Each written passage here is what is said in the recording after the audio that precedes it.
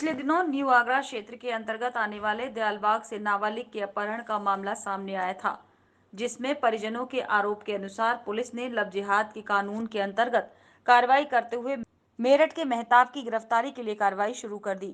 इसके बाद पुलिस ने एक नई कहानी के अनुसार दिल्ली से नाबालिग को बरामद कर लिया है। अब पीड़िता के कोर्ट में बयान दर्ज होने हैं, जिसके अनुसार पुलिस की आगे की कार्रवाई होगी। इस मामले को लेकर अब अधिकारी भी कई जांचों में उलझ गए हैं, जिनका खुलासा होना अभी बाकी है। अगर भारत न्यूज से बात करते हुए आईजी ए सतीश गणेश ने नाबालिग की बरामदगी की जानकारी देते हुए कहा कि अब पुलिस इस मामले में कई पहलुओं पर जांच कर रही है। शीघ्र ही आगे का खुलासा किया जाएगा। देखिए, जनपद आगरा के थाना न्यू आगरा में विगत एक सप्ताह पहले एक युवती का गायब होने की सूचना जो है उनके परिजनों द्वारा थाना न्यू आगरा पर एक एफआईआर दर्ज कराई गई थी। इसके बाद वरिष्ठ पुलिस अधीक्षक आगरा और एसपी सिटी आगरा और बाकी अन्य हमारे राजपत्रित अधिकारियों द्वारा लगातार मेहनत करते हुए फाइनली हमें सफलता उस बच्ची को सकुशल बरामद करने में आज मिली है। विवेचना अभी कई पहलुओं पे हमारी अभी जारी है। पूर्व में भी एक घटना इनके साथ पहले हो चुकी थी वर्ष 2018 में। उससे संबंधित कुछ आरोपी पहले जेल जा चुके हैं। वर्तमान घटना में किसकी क्या भूमिका थी इसके बारे में विवेचना अभी हम लोग की प्रचलित है। समय आने पर आपको उसके बारे में भी बताया जाएगा। विवेचना का पूर्ण किया है, हमने अपहृता को बरामद किया है। इसके बाद का जो फॉलोअप है वो अभी हमारी टीम है उस पर भी लगातार काम कर रही है।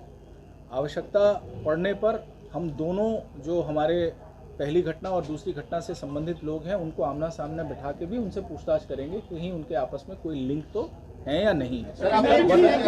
सिलसिलेवार तरीके से ये बता दिए 23 तारीख को घटना हुई, आज तक कैसे कैसे आपने पुलिस का इन्वेस्टिगेशन कैसे चला? एक शॉट ट्रांसफर किया था आरोपी जो मैरून कलर के सूट में था उसने ड्राइवर को, कि उस बैग के बारे में पता चला किस चीज का बैग था, क्या था उसमें?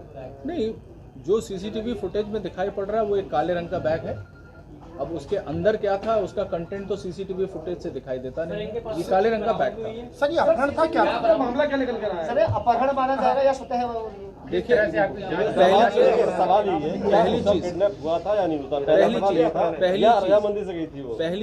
पहली चीज नाबालिग बच्ची के कंसेंट की बात लॉ में कहीं पे भी मान्य नहीं है।